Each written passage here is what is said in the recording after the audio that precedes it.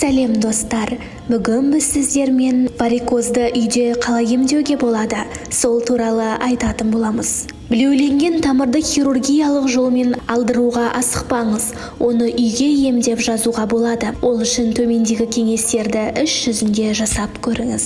Түрлі жағдайлардың себебінен пайда болатын варикоздан құтылу кез келген нәзік жанның арманы болса керекті. Білеуленген тамырды хирургиялық жолмен алдыруға асықпаңыз, оны үйде емдеп жазуға болады.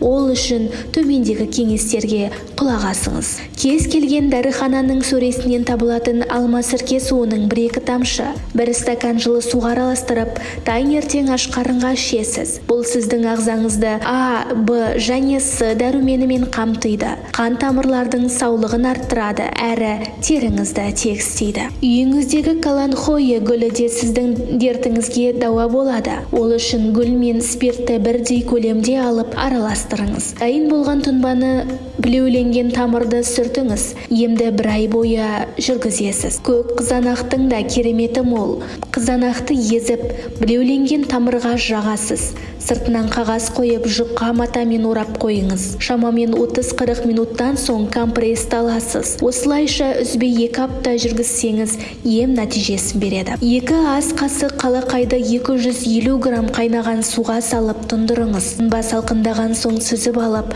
жарты стакан ішіңіз. Емді күніне 3 рет жүргізу керек. Келесі, 3 дана алманы 1 литр қайнаған суға салып тұндырып қойыңыз. 4 сағаттан соң алманы езіп, ботқа жасайсыз. Оған бал араластырып, таңертең және кешке ішке қабылдайсыз. Алма тұнбасы қан тамырлардың саулығын арттырады. Жасыл грек жаңғағы білеуленген тамырға керемет ем екен, бірі білсе, бірі білмес. Оны дайындау үшін жаңғақты ыдысқа салыңыз. Үстіне зәйтүн майын құйып 6 апта тұндырып қойыңыз. Ыдысты күн тимейтін жерге қоюды ұмытпаңыз. Белгіленген уақыттан соң дайын болған тұнбаны түнде жатар алдында аяғыңызда сүртіңіз. Орташа көлемде картопты үкіштен өткізіңіз. Оны варикоз шыққан жерге шығып, сыртынан дәкемен орап қоясыз.